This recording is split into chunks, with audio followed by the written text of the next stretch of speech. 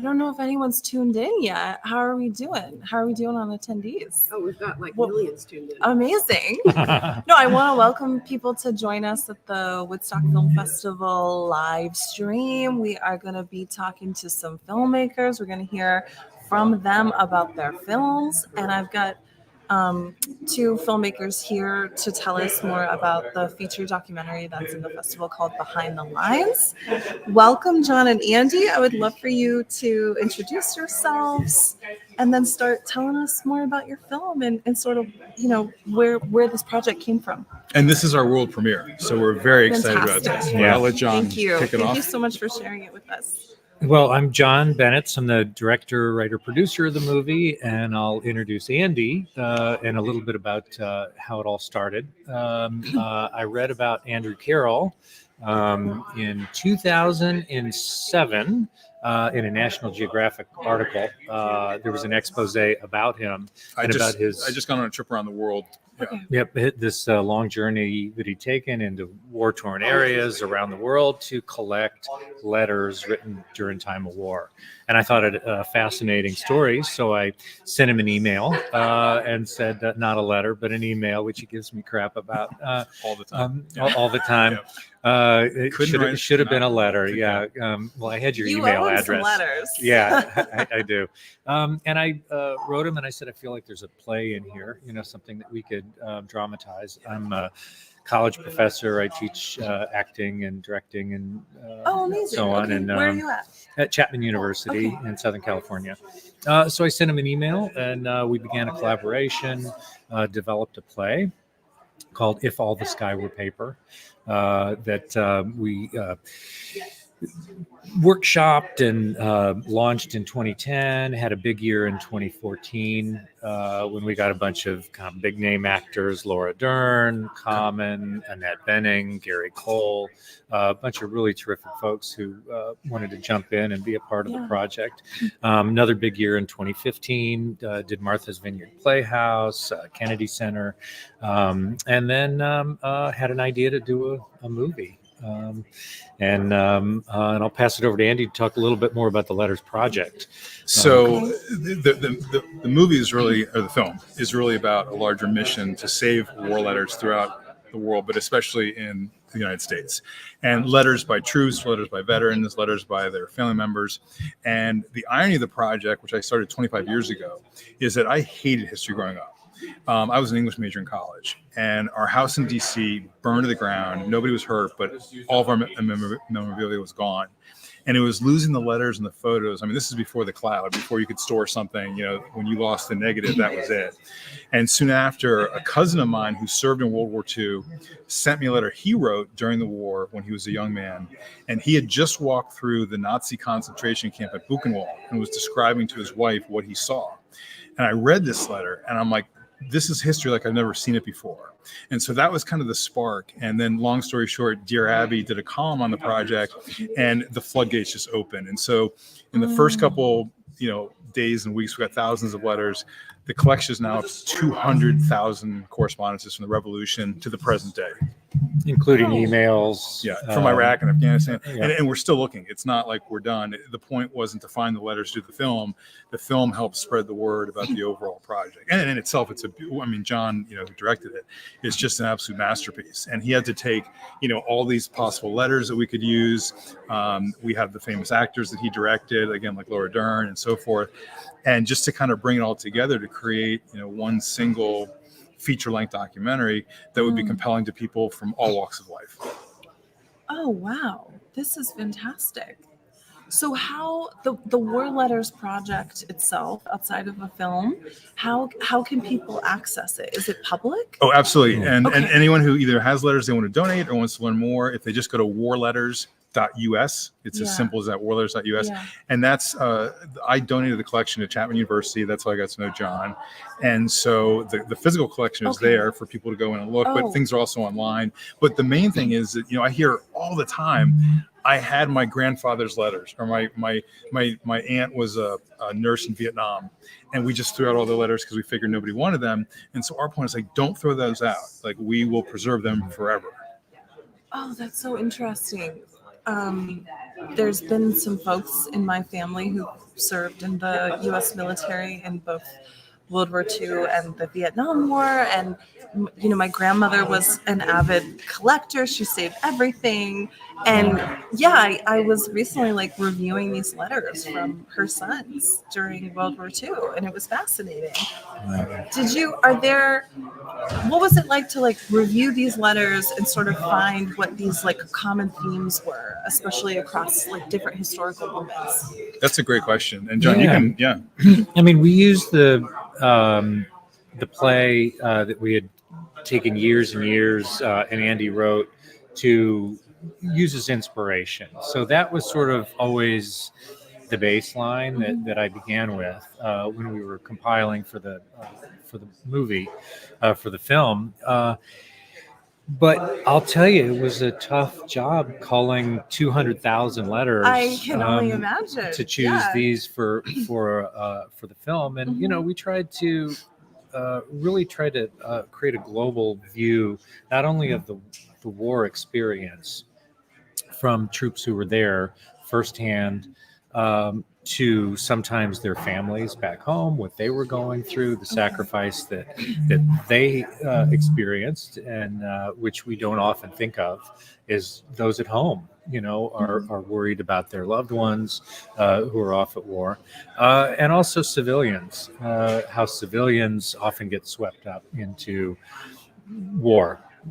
And it's something that we don't necessarily experience. We didn't have an experience in the U.S., but in Europe, they were all caught up in the war, and the civilian deaths were profound.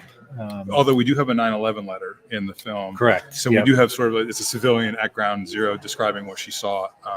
And I think, we just finished our first screening. We have another one on Saturday. And at 12:45. At 12:45 in Saugerties. And it was great doing that back and forth with the audience just today. And I thought, because John and I've always said we don't have a political agenda. We're just, the film isn't trying to. It really can toe the line there. We want to show the service, the sacrifice that our troops make, our veterans, and so forth, and also show the horrors of war. And I love the last comment, which we concluded on, was a gentleman who stood up and almost in tears saying, "We should get all the world leaders together to watch this film."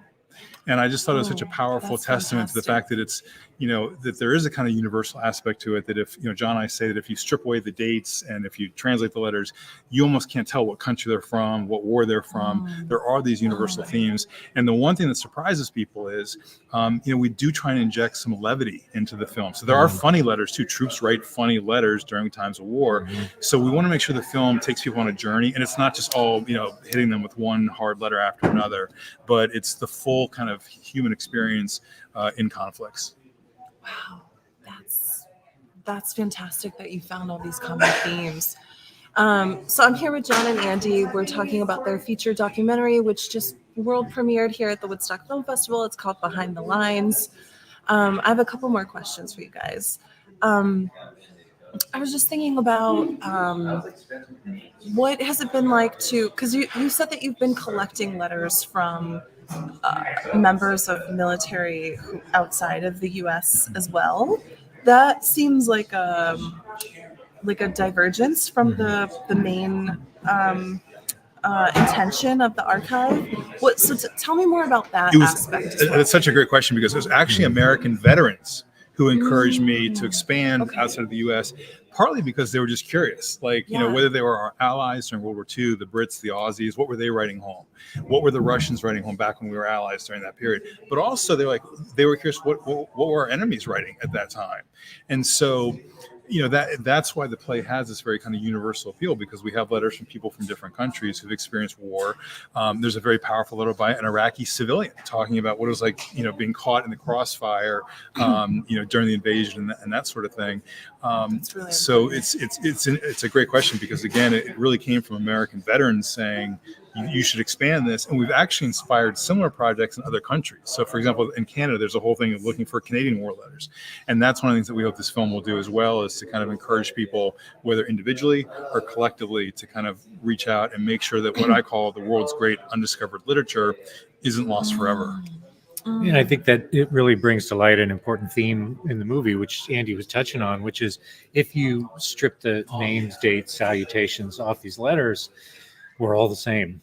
You know, the need to be one of our letters, is I just wish mom would be able to tuck me in at night, and the need to be at home, the need for comfort, the need to reach out to loved ones and have them be able to write back. Those are universal, those experiences to be, it's part of the human experience. And by showing the other side, I think we're able to do that. And real quick, one of my favorite stories in the film is about the importance of letters, and because John touched on this about these kind of these needs and so forth. We talk about the 6th AAA Battalion, and this was the first Black battalion of women. They went over to Europe in World War II. There was such a backlog in mail that troops weren't getting their letters, and it was impacting morale. And so these African American women went out there, they sorted out the entire thing. It was supposed to take a year, and they did it in like half the time. Yeah. And it shows the importance of letters just for each of us as human beings, of communicating with someone else in a way that's very personal and intimate. Oh, that's fantastic. I was just I'm staying with a friend up here in Woodstock, and she wrote me a little sweet note leaving me breakfast this morning. And I was thinking about the importance of these handwritten things. I mean, I know that emails are a part of the correspondence too, but it feels like you're going back in time by seeing someone's handwriting. Yeah. Have you thought about the aesthetics? I do want to say that I'm glad you mentioned emails, because we absolutely want war letters that are in email form. Some of the best letters in the film are written as emails. But there is something about holding that piece of paper that someone held 200 years ago or 150 years ago, and just that kind of that very physical bond. I've always said that this is the greatest time in the history of the world to write letters, because we have so many other options. So 150 years ago, that's all you could do is write a letter. So there was no other option. Now you could do a million different things. So when someone actually handwrites a letter, but we are encouraging troops, whether they do it typed or handwritten, write their stories down. Write it as a letter to someone else. They can find that it would be very cathartic, and that they now have contributed to history by saying, this is the story that I experienced. Wow. And so last question, with this film, what communities are you trying to engage? Obviously, it seems like the veterans community is a huge one, but also I think government officials should be interested in this film, but also globally, how do you sort of see like great capacity for this project to expand even more? I think, we hope so, that it'll expand. But in terms of an audience, you made a funny comment at the Q&A that, who's Shakespeare for? Well, everybody. We hope that this movie touches everybody. That there's parts of it that should reach everybody, whether you're a veteran, whether you have a veteran in your family, whether you've been a part of that community or not. Everybody should see it. And I think in some ways I've said, if you're not part of the military, it's almost a must see. So you have that understanding of what our troops go through. And just quickly, that expands beyond getting hurt or wounded. That's the time away from loved ones, the stress it puts on relationships, all the things that military families go through. I think a lot of us, especially me as a civilian, just had no idea about that until I read the letters. And we have talked about a series, so I think that'd be a real dream. Focusing on one topic, one story. Have it expanded out, because we worked very hard to build a feature-length doc, but I think there's definitely room with 200,000 letters to keep expanding and create more story, because it's there, and they seem to touch people. So hearing the letters themselves by the troops, they're very, very affecting. I'm sure. And Andy, just before we go, tell me more about your background. Again, I was an English major, thought I would be a teacher. And this letters project just kind of kept growing and growing. It became my passion, and then essentially beyond full time. And are you like in the living room, like reading World War II letters? Oh, constantly. That's all I do. To you? Yeah. Okay. No, I mean, the big part of this project is to keep expanding it, to say we still want letters coming in, going through those, giving talks across the country, and both to civilian to military audiences. The letters are out there. millions for of sure. them, and we want to get them saved or encourage troops to write more. So again, warletters.us is kind of our home base Okay. where people can find out more information. And we just want to keep spreading the word. And this film is such a beautiful testament, I think, to John's credit, to the spirit of the project.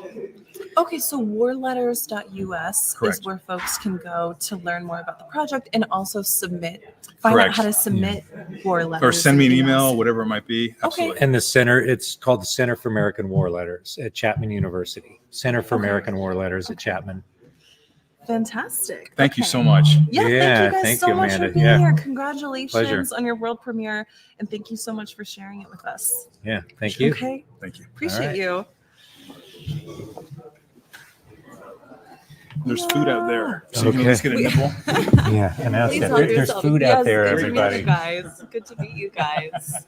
Yes, so I was just talking to Andy and John about their feature documentary, which the Woodstock Film Festival has world premiered. It's called Behind the Lines. Warletters.us is where people can go to learn more about the War Letter Project and also submit potential letters. Hi, guys. Hi. How are you doing? Doing well, thank you. I didn't get to introduce myself yet, but I'm Amanda. I'm the head shorts programmer here at the Woodstock Film Festival. I love talking to filmmakers about their films. So please, why don't you guys introduce yourselves to our audience? Yep, And then I absolutely. want to hear more about your film. So we're going to be an extension of the conversation you just had with John and Andy Okay. about Behind the Lines. I'm the producer Got you. of Behind the Lines. My name's Bryce, and this is Ben. He's our editor. Okay. So we would love to, just share more, delve deep into sort of the content of the letters themselves. And if there's anything that we can share about the making of it, we definitely would love to expand on it. It's been quite a journey over 3-4 years of making it. So I would love to hear more about the production process. I mean, how kind of try to orient the audience in how did you bring this project together? How did you meet John and Andy?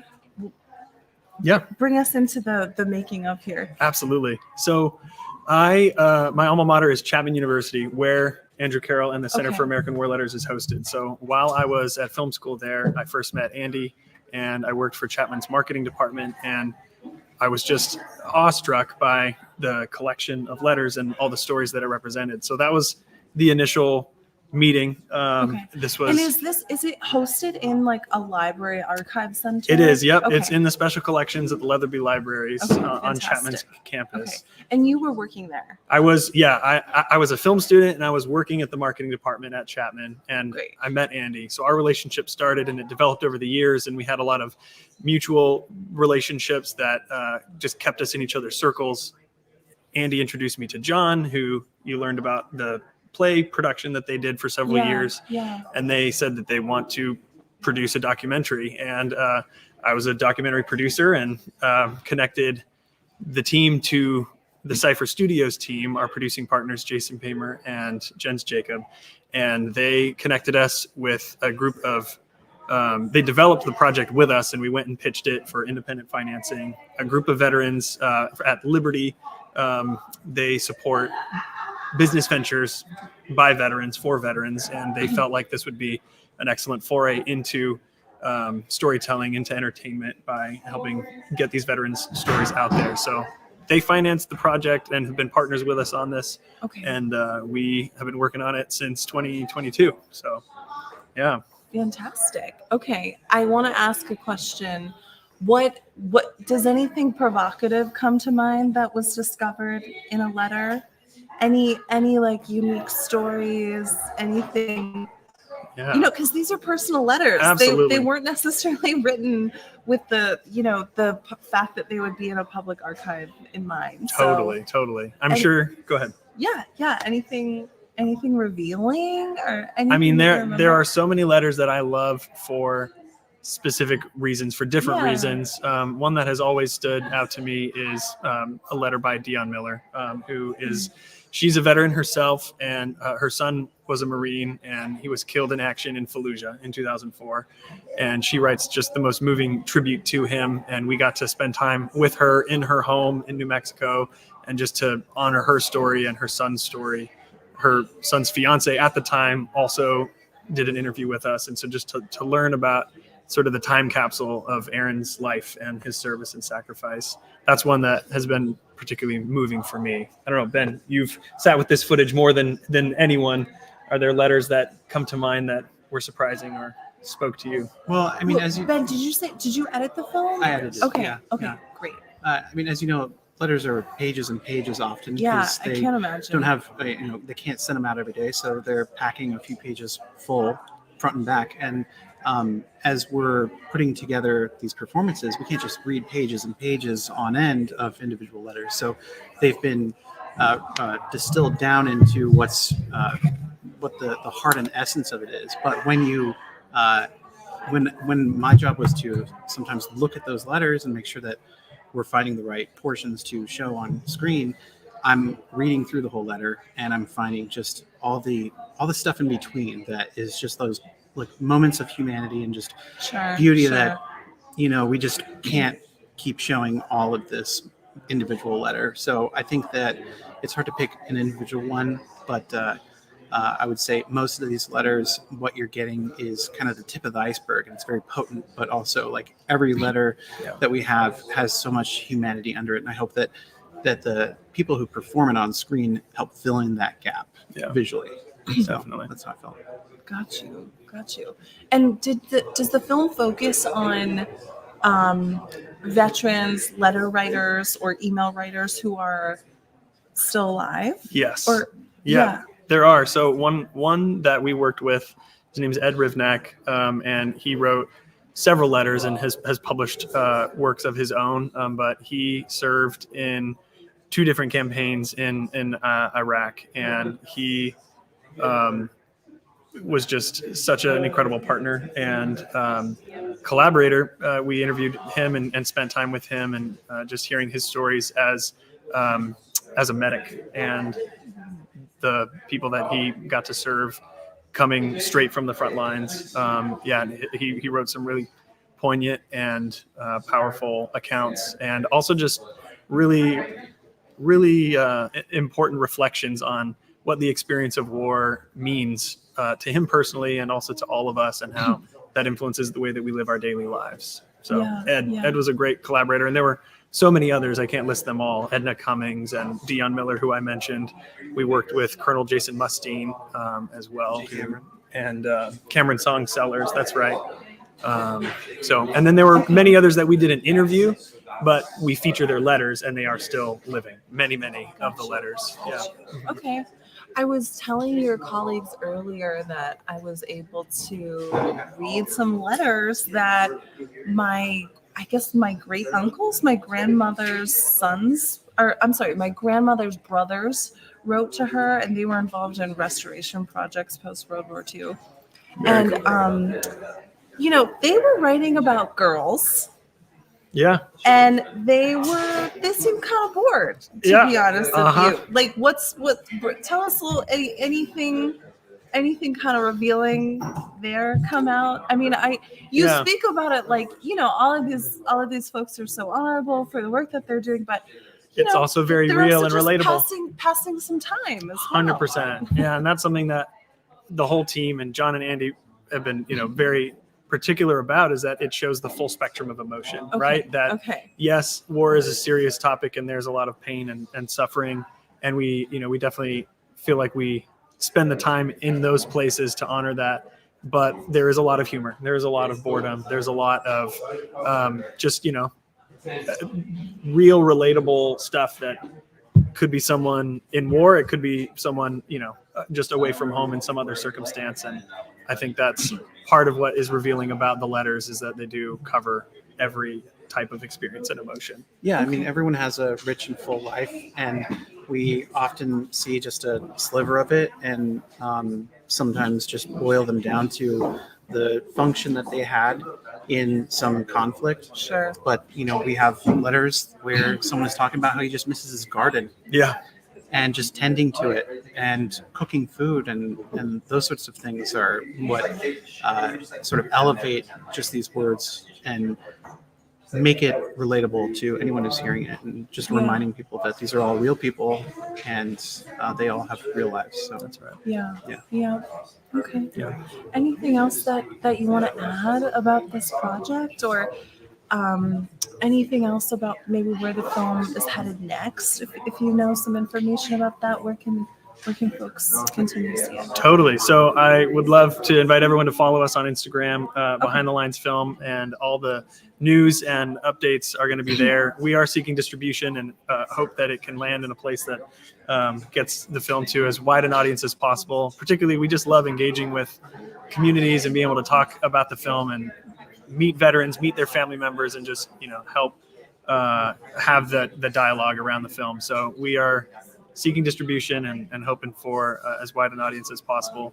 The last thing thematically that I'll just say that I've always been touched by as we've been working on this with the team is just the tapestry of letters, that they are unique. They're also so universal. And I think that speaks to something that I've been moved by, that, the tapestry is, such a powerful testament to everybody has a story, and that it can bring us together, even though we're dealing with really difficult subjects. It is ultimately a message of hope and unity that I know that we're all trying to portray.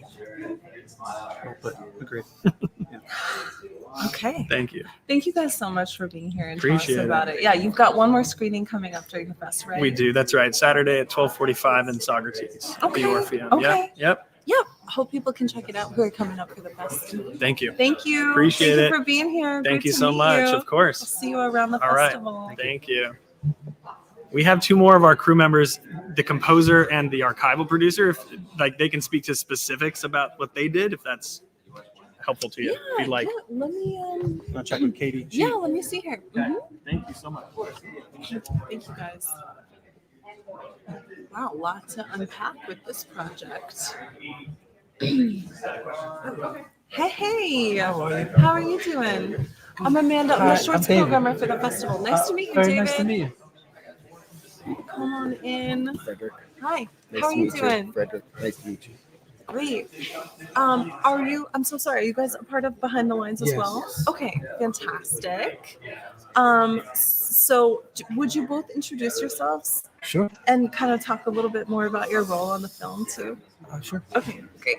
I'm Frederick Richter. I am the producer responsible for all archival footage, photos, clearances throughout the film. Okay. And I'm also trying to help them get it out there to distributors. Okay. Wow. I know about the headaches of the archival producer. So we'll get more into your work. My name is David Sierri, composer. Okay. Fantastic. Music for Great. Well, let's talk about the archival, because that's probably a huge part of this project. There, the main idea is building an archive with more letters and emails and things. So, tell us more about what is the archival that you've uncovered to include in this film. What's it like? I imagine there's probably a lot of personal sources that you had to clear as well. Tell us more about your process. There were multiple factors in the process. One that loomed over us constantly, you probably had this as well, was budget. So there were certainly many clips that unfortunately we were unable to include because of monetary constraints. Okay. When I first saw the cut of the movie, it already had a fair amount of archive in it that I knew we'd never be able to afford, but I basically spent well over a year trying to recreate what was already there for much less money or free. Yeah. And one thing when you're dealing with this sort of massive quantity of archive that is available for certain conflicts or certain battles is, looking for the humanity in the footage, where sometimes photos can actually be more impactful. Essential, The whites of the eyes, as they said in the Revolution, seeing the actual humanity on the faces. That was something, in the sequence about the sort of 1,000-yard stare in the film that, really looking for those kind of photos with that emotional impact. Okay. Let me ask you something else about the archival. When you're building the edit, it sounds to me like the process is you're throwing your favorite clips in there. And then you kind of find out how much those are going to cost you for the clearances that you need. Yeah, tell us more about, are you killing your darlings here? Like, there were yeah. a lot of killed darlings. I mean, even just watching the film today, there were places where I was like, we should have tried to get more footage in this section. We should have tried to get this. And I was talking to someone else in the audience who'd never seen the film before, and they didn't know some of the things that were there in certain sequences, so they didn't miss it. Yeah. But you have to kill the clips from the Today Show, which would have been prohibitively expensive. Things like that. That might have been nice to include in another alternate reality. Okay. All right. Okay. And then I want to talk about the music composition in the film too. Does the film include all original music? Almost all original music. I think there's a couple Okay. of one spot where there's a needle drop. Yeah. Otherwise, Yeah. it's original music. Is it overwhelming to compose for an entire feature film? It's the most fun that I can think of. Yeah. Fantastic. It's the best. I love Yeah. it. Yeah. So how long were you working on the music for? I would say all in all, 3-4 months. Okay. Yeah. Okay. Yeah. Amazing. From Great. beginning to end, 3 or 4 months. Yeah. And what's what's your general creative direction that you were using in your approach? There's a couple of lines from the documentary that I tried to hold close. Okay. One from Andrew, who you just interviewed, and he talks about the brittleness of the letter, but then the weight of the content. And so I thought about that with respect to finding a door into how to write. The dichotomy there, yeah. Yeah, how to make something very vulnerable and how to make it have its gravity at once, which was fun sonically to try to figure that out. Yeah, absolutely. Cool. God, I'm super excited just to see the archive and music here. Great. Well, we were just speaking with the archival producer and the composer of Behind the Lines, which the Woodstock Film Festival just premiered for the world. They have another screening coming up on Saturday in Socrates, and I'm so thrilled that your whole filmmaking team could be here, or most of your main filmmaking team could be here. Thank you for joining us, and thank you for sharing the film with us. Thank you for having us. Thank you. Appreciate you. Appreciate you too. Okay. Take care.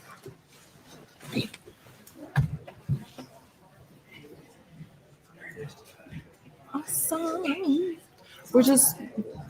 Thank you. Hi. Hey, how are you doing? Nice to meet you. I'm Amanda. I'm the Laura shorts Torella. programmer for the festival. Oh, thank you. You're responsible for us being here. We're eternally grateful. So Yeah, thank come on you. in, Laura. And Patrick is our producer. So he's Okay, great. coming. Yeah. Yeah, welcome in. Hey, Patrick, how are you? Hello. So this is the camera here. We have an audience tuned in on our live stream. I told everybody I'm Amanda. I'm the head shorts programmer for the festival. And yeah, I just wanted to ask y'all to introduce yourselves and your role on the film that you're here to share, and tell us about the film. All right. Thank you.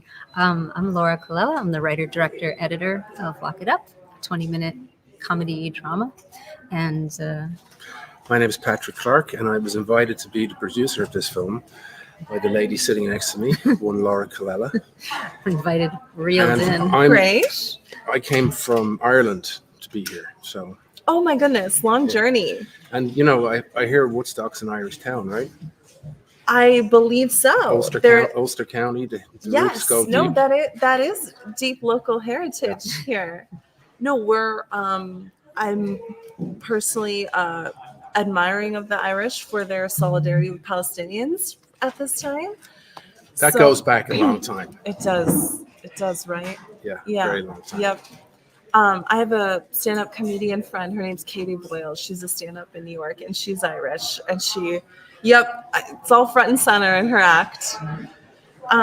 Well, tell us about. I want to know Can you tell the audience the name of your shorts program that you're in and when it's playing? It's the Works of Art block, which is Saturday nights starting at 7:45 at the community center. Yep. Here we go. I'm just curious about the works of art. Yeah. That is such a great description of our film. Oh, I totally agree. I work as a film producer too, and those moments you just perfectly capture this film each of these interactions, and in the most hilarious way. I mean, I could have put this film in the comedy program. Love it. And it almost reminded me of being in plays as a young person, and those kind of magical interactions backstage. So tell us about the idea for this film. And yeah, I'm honestly obsessed with it. It started out as a play, like a full-length play, actually, and it takes place behind the scenes on a film set. And I've made a lot of films, and I've worked on a lot of sets, and so it was just kind of a compilation of a lot of different experiences and personalities, and it kind of deals with, if you've worked on a film set, about like all the stuff that goes on, all the kind of small struggles and the intimate relationships that people have just because you're stuck together for like long hours, and then the hierarchies and the kind of delineation of different jobs, and there's just it's like a microcosm of the world or community or something that's very just has really fraught dynamics, I guess, interpersonal dynamics, and comedy opportunities. Yeah, I met Laura like 26 years ago, and Laura asked me to be an actor in her second feature. Was it your second feature? Mm-hmm. We both met after we made our first features, because Patrick directed a feature at the same time I made my first feature. And one of the references in her feature, Stay Until Tomorrow, was the camera is pointed in the wrong direction. It should be pointed at behind the scenes, what's going on, because that's where the most interesting stuff is happening. That's pretty sad to say for a lot of movies, but yeah. Any character dynamics that you want to talk about in the film? I play a little role in the film. I play a cinematographer. Okay. And I was asked to play against type, because usually I'm a very pleasant person to be with, and Laura said, no, he's mean. And I said, that's a stretch for me, but I'll try. Yeah. Range, they call it range in acting, I had to challenge my range. Got you. But I was like completely astonished at how this whole thing came together, because we were doing it partially at the end of COVID, and a lot of it was done over Zoom meetings, and we showed up, and we had the most incredible, enthusiastic bunch of people. And we have to obviously mention Eric and Alex. Yeah. Eric Edwards and Alex Sablo we had two DPs because of, just sort of ended up that way because of, I don't know, it's a long story, but two amazing DPs. Eric Edwards, who's shot a bunch of stuff. He shot a lot of Gus Van Sant's first features, and Alex Sablo, who's more like a young DP who's been shooting a bunch of features, indie features. And so we just had they almost had like a father-son kind of dynamic. And we also had 16 students I teach. And so we had 16 undergraduate students from Brown working on the film. And you did? Yeah. And then like a handful of other pros. So it was really like 8 professionals and 16 students making the whole film for no money, for like this very, for like a tiny budget that we got really, grants from the school. So it was. Did you? Yeah. Wow. But I usually have a rule when it comes to making short films, and here's my rule. What's your rule? 3 actors, 1 location, 2 most. Okay, that's right? This was like And 25. We had 25 actors in this film, roles. Yeah. and a whole bunch of different locations. And when I heard, okay, I'm like, okay, that's ambitious. So we interacted some of the actual actors with the crew, and vice some of the versa. crews are playing roles. And, okay, that's amazing. I love that you kind of blurred those lines. Yeah. And I think one other way that you did that, I keep going back to the actor who's playing a janitor. Oh yeah, he's awesome. This is Ryan Mahler. He's fantastic. just like love that kind of like bumbling. Yeah. Like, He's a comedian. He's really funny. He has great Okay. videos. If you look him up online, he's BMO the Prince, BMO the Prince, and he's got hilarious. He's got like, I don't know, hundreds or maybe thousands by now of like kind of like 1-minute videos. They're super fast paced, and he plays all these different roles and edits them super quickly. But he's hilarious. So you should check him out. Yeah, Amazing. He's a I'd great love comedian. to. When I read the script, I said that the film's going to hinge on how good that guy's going to be. Yeah. And then the fake beard, I just thought he was hysterical. I totally agree. I wanted to tell you about the short film program that Lock It Up is playing in. So work of art, this one is, we always get a lot of films submitted that deal with artists or creating art, and so it's you're trying to find films that can kind of work together. I would say Lock It Up is actually really unique in this program because it has like some like a self-awareness to it. Like there's another sort of level of awareness. I love that it was in this program because it really is to me about the act of creation and just all the difficulty and all the awesome, magical sort of aspects of it, but it's always like a blend, and the challenges are definitely focused on more because they're funnier. But totally. And the other films in this, I think, take themselves a little bit more seriously, but this film is super fun, really entertaining. That's a common thread of if you see Laura's films, all of her films. Yeah. The way people interact, it's all about the performances. And Laura's last feature, most of the people in the film weren't even actors, were they? They were. It's true. Yeah. And they were neighbors and friends. Really? And Wait, tell us about that film. It's called Breakfast with Curtis. It's a feature that came out about 11 years ago.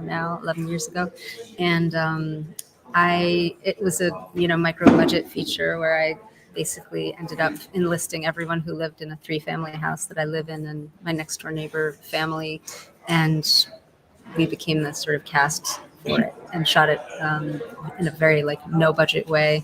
And everybody was, even my agent was totally surprised, and I didn't tell him anything about it, and he was, when I told him that the cast weren't actors and that they were my actual neighbors, he was like, what? I couldn't believe it. He just thought I was crazy. But everybody was surprised. I went to see it at a theater in Belfast at a film festival with Laura. At Belfast, and I was just astonished at how remarkable the performances were. And I think it's because of her natural style of directing. It's very, very gentle. There's no pressure or forcing of. It's kind of like whisper in the ear and on you go. No, from my experience, that's the way it is. But she also forgot to mention that she won an Independent Spirit Award for that film. Shout her out. There you go. It's Laura. No, we were very lucky. Yeah, we got a little theatrical release, and so that was actually my most profitable film because it was That's no awesome. budget. No, I really want to check out more of your body of work, Laura. Thank you. Yeah. Thank you so much for being a part of this program. Can you tell the audience when work of the shorts block work of art that Lock It Up is playing in is Saturday night, 7:45. Be there. Community Center. Please come. Absolutely. Saturday the 19th, 7:45. The shorts block is called Work of Art. It's going to be at the Woodstock Community Center. My programming colleague Charlie is going to host that one, and she's super fun. She loves this program, so I'm really excited for you to meet her. That's great. Yeah. Yes. And anyway, thank you so much for stopping by. Thank you. Appreciate y'all. Great to I'll meet see you you. around the festival. Yeah, Lovely thanks. talking to you. Thank you. Too. Thanks, guys. Bye. Thank you. Great. We're bringing in some more filmmakers here to tell us about their films. Okay. Hi. Hello. How are you doing? Okay. I'm Amanda. I'm the shorts programmer for the festival. Great. I'm a short filmmaker. Okay, Candy. Amazing. Well, Candy, I know that you are a celebrated animator. I wish that my programming colleagues, Joy and Noelle, I were love here. them. They're They so are great. Fantastic. Yes. They program our animation program, which has expanded to 3 short animation programs. Candy's film is definitely a highlight. So I'm super excited. Can you tell us the name of your film? I'd love to just tell us more about who you are and what your focus is as an animator, and then let's hear more about your current film. Candy. Okay. Thank you. So I started 1,000 years ago, but it's actually 50, which is kind of amazing. That's fantastic. That's so Amazing. So I started out working at a studio and then had my own studio, and we did commercials and educational films and TV shows, and I planted the MTV flag on the moon. That's what they go. What? Well, you know what? I was working for someone. They gave me the assignment. I did it, but it's the most iconic thing I have ever Oh my done. God. So I was really lucky. Yes. Oh, That look, is- that's amazing. there's a camera here. Oh. Yes, no, this is our camera here, right in the middle of the table. I thought it was Um, just We're on camera. talking. Yeah, no, Okay. we're live streaming this on YouTube. Okay. For anyone who kind of wants to tune in, Sure. just to kind of tune in, hear about some more of the films straight from the filmmakers. Okay. So Well, that's so- iconic. yes. Iconic. So back in 2016, I decided that all clients were toxic. Okay. And I was going to make my last film.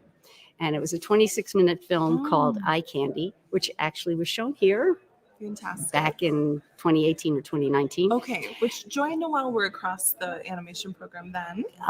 Yeah, it was paired with another film which was about animation, but it wasn't necessarily animated. Okay. So I was the short before that Okay. feature. Awesome. And then I had so much fun making that I said, shoot, let me keep making movies, because I had some stories that I hadn't fit into that 26-minute film. Yeah. So I made something called Miracle on Central Park West, and then A Tale of Two Weddings, which was shown here last year. And then in the spring of 2023, and I wasn't sure what I was going to do next, but it wasn't like I was working on something to do. I woke up one morning and I had a warning. It just came in my brain because I was seeing what was happening around me, and I had full-blown lyrics for a song. And so historically, we've made a bunch of our own songs and animated them. Okay. And I reached out to my collaborator, Lanny Myers, and he wrote a wonderful song without changing much of the lyrics, which was kind of weird to me, but okay. He said that he liked it was sort of like it was given to me and that I needed to make it. And basically what I heard was, do I hide, stay inside, try to fit in, become anything but what I am, a target on the market of hate. And the idea of this is that someone is profiting from trying to divide us and make us fearful and make us hate each other, because I really don't believe that human beings can live like this. I'm an old hippie. Woodstock means a lot to me. And so I started working on it. And it started out very soft. It was a warning. It was, this is going to happen if we don't watch out. And then October 7th happened. And it wasn't a whisper. It was all happening. And all of a sudden, things that were mostly said, although acted upon, were now being shouted from the rooftops. I mean, everybody was crazy. And then I adjusted some things because it was no longer, watch out, this is coming. It's like, it's here. And what do we do about it? And how can we deal with it? And it's not like I have any of the answers, but it's like asking the questions so that, we can start to try and figure this out. And then the spring came. And then with all of the protests, that's when I started to put it into festivals. And festivals didn't want to touch it because it was so controversial. Really? Yeah, peace and love is controversial. So Woodstock is its world premiere, and I am so happy it's here. And I love this festival. I love everything that it represents, and I hope the audience reacts in this and doesn't find peace and love offensive. Wow, Candy. Yeah. There's so much to unpack here. I admittedly I focus more on narrative and documentary films. Thank you. Yes. Market of Hate by Candy Kugel. Thank you so much, Candy. I can't wait to see this film, and I completely agree with you that our world leaders find things to use to divide us or encourage tribalism, and it's insane because nobody wins. And I was lucky enough. I know that boomers have a really bad reputation, and some of us deserve it. But we all grew up at a time where there had been 2 massive world wars and a bunch of I other. just want to show the, Okay. the postcard here for a sec. Thank you for passing this on. My pleasure. That the world decided with Franklin Roosevelt, who had all of his 5 points or 4 tenets or whatever it is that the world deserves. Everybody should have 4 freedoms, 5 freedoms. I don't know how many freedoms. It's a handful of freedoms, which we still don't have. But he was asking for it in the 30s, right? Yeah, yeah. And then they formed. And when I was a kid, the United Nations had so much promise and it's turned into nothing. International law has been poo-pooed the past year. Exactly. I mean, it's just crazy. And so all of the things, because people experienced the devastation of war, experienced the massive losses, experienced what hate can bring about. My dad left Europe in 1937. I mean,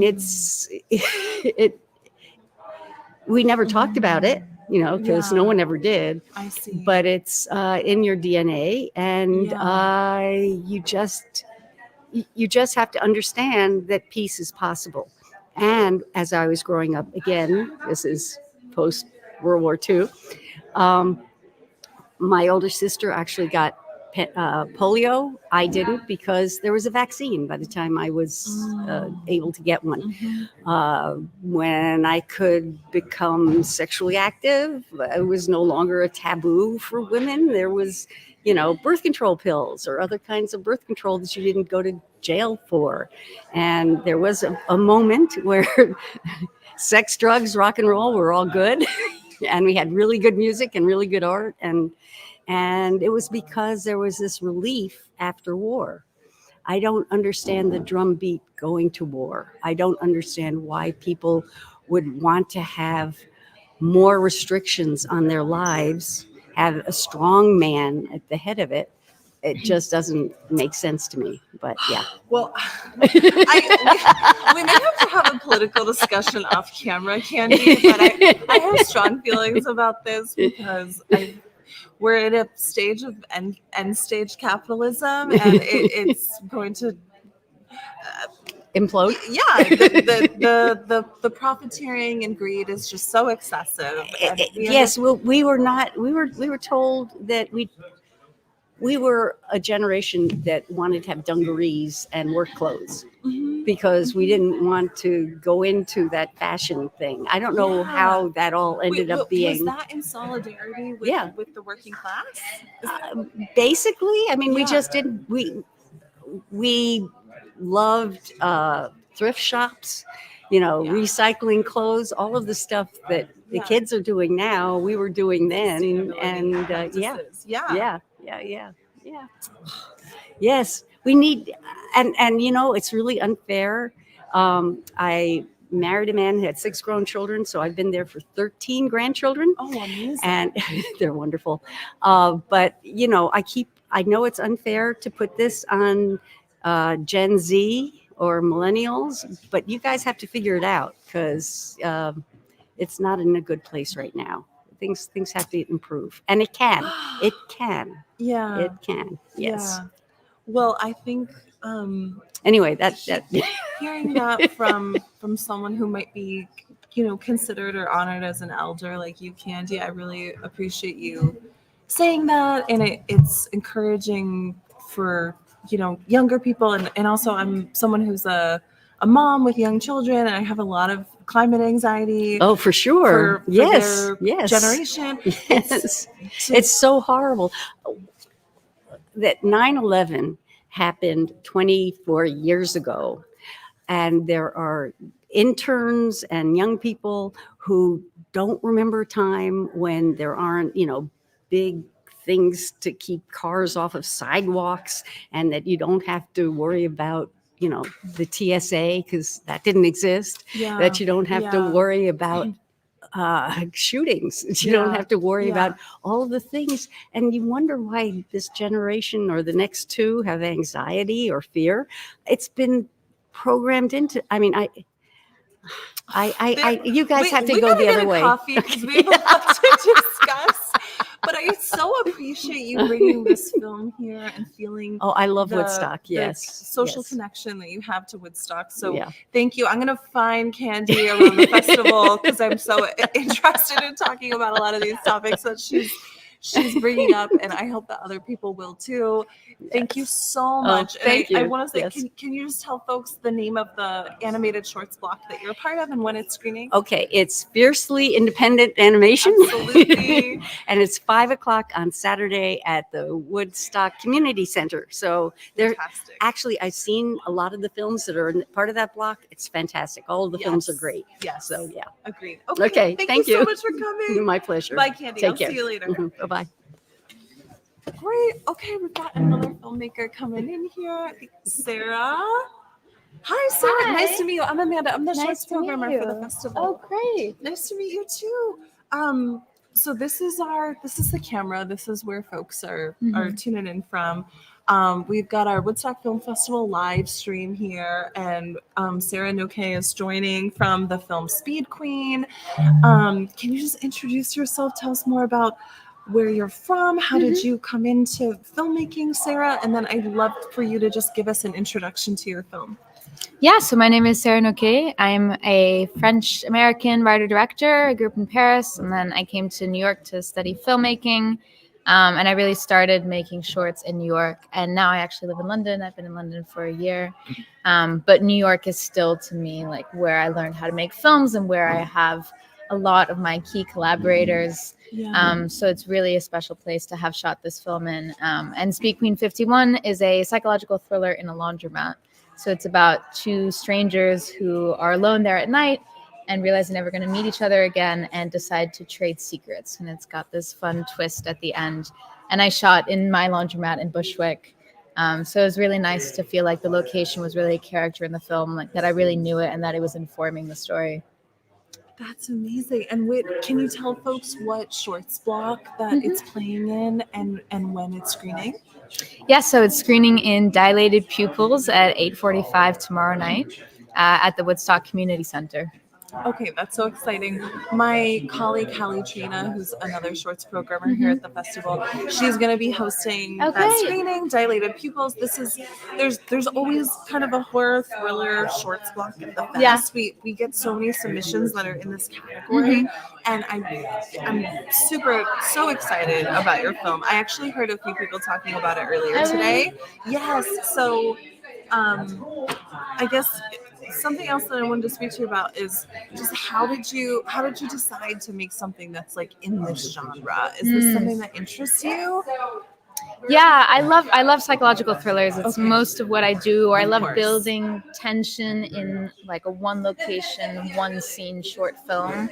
I really like the idea of playing things out in real time and just seeing how things can escalate from a pretty regular situation to something that feels a little bit extraordinary or almost absurdist. Yeah. And finding that through line to build the audience up from a situation that they might really relate to that's sort of everyday, going to your laundromat, maybe talking to someone there, to this culmination that, without giving anything away, is quite a dramatic ending to their interaction. So I'm really fascinated with like finding ways to build that tension and crafting something that has that evolution from like maybe a drama to a thriller. Awesome. Yeah. Okay. Wait, I also wanted to just ask you to speak a little bit more about like your body of work as a filmmaker. You can tell us about some other projects that you might have going on or from the past, and then sort of what are you excited about for the future for like more films? Yeah, so I have another short film that I made this year in London called Decoy. That's a 5-minute drama that is about a jaded celebrity who's just won an award at an awards ceremony and who's in a toilet stall afterwards. And this young fan outside the stall door strikes up a conversation with her because she sees the award that she left by the sink. It's just this 5-minute film that is just mostly one shot into the toilet stall on this celebrity one side of the conversation, and you never see the fan outside. And it's not, I wouldn't call it a psychological thriller. It doesn't really fit into that genre, but there definitely is that same sense of building tension in a closed space in real time. So I feel like it's a good companion film to Speed Queen, but exploring very different situation, but still that same liminal space, that interaction between strangers that builds towards a decision, a like critical choice that helps them define themselves. That's so fun. Thinking about the bathroom stall as like a liminal space. Only certain kinds of interactions could sort of take place there. Yeah. That's really interesting. I like the sense of privacy that you get from a space like that. Even a laundromat, there's a sense of intimacy that you're taking out your clothes for all these people to see, but that you're just passing through. It's a fun place to meet people. Totally. We have another. I'm kind of blanking right now, but we have another short film that I'd love to send you or give you the chance to see, which is also set in a laundromat. Oh, really? Yes, and I'm curious if what sort of comes out from like viewing them side by side. They're not programmed in the same program, but that's super cool. Yeah, I've seen a few I've seen a few shorts and that are set in laundromats, and I think it's a space that, especially as New Yorkers, that we go to a lot.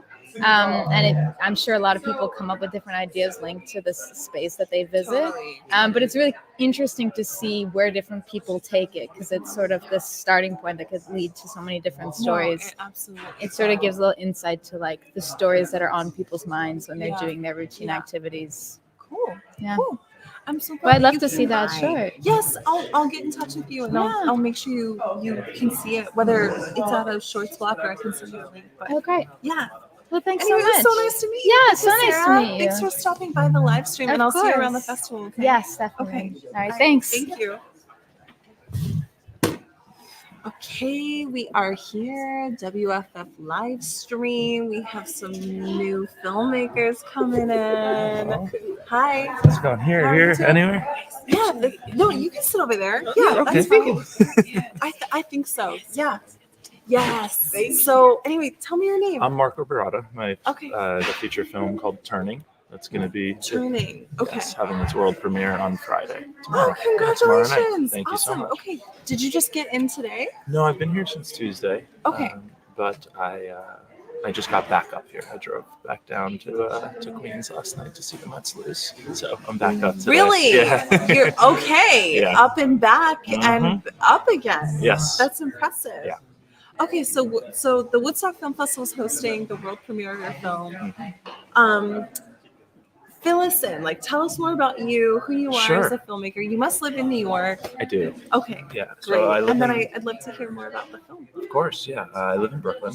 I live in Carroll Gardens. I have been working in the film industry since I was much younger, since I was like high school jobs where I was in the PAing, and then I got into locations. I started writing and directing my own short films just from meeting other people on big union sets and realizing that we all sort of wanted to do similar things. So they may have wanted to produce, blah, blah, whatever it is, shoot. So I met a few people. I had a short film that took place, one scene on a roof, and then that was sort of my introduction to learning how to write and direct my own stuff. And then, Turning came about in 2022. We shot it right across the river in the Hudson Valley in Stamfordville. Oh, Stamfordville. Yeah. Is that in Ulster County? Where is that? It is. It's about 20 minutes east of Rhinebeck. Okay. Or Dutchess County. Dutchess County. Yeah. Okay. Across the river. So we had some locations there. We had some locations in Rhinebeck, in Red Hook, in Stassburg. So we were sort of all, and we shot at the Chance Theater in Poughkeepsie as well. So we were How all did over you the choose place. the Dutchess County locations? So it all sort of ties into what the film is about. We shot mainly about 80% of the movie was filmed at the property owned by one of my best college friends who I played baseball with in college. His father owns it. And the story itself is about an ex-college basketball player who lives in the barn of an upstate property that belongs to his college teammate's family.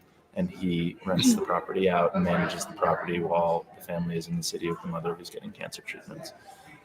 So it's coming of age, dark comedy, some magical realism in there. Basically, these guests keep coming. He's a 25-year-old kid who doesn't really know what he cares about. He doesn't have to care about anything because he's up there just relaxing and enjoying the property. So it was all very meta because we were shooting at the property of my friend whose mother actually was diagnosed with cancer when we were seniors in college, and she ended up passing away a few years later. They had this property. I wrote this story, and they were extremely kind to let us film at the property for free, and give us their blessing to sort of the mother character is an amalgamation of a number of different people, but mostly based off of his mother, the homeowner's wife. Okay. Yeah. I'm so sorry to hear about that loss. Yeah, it was. It happened.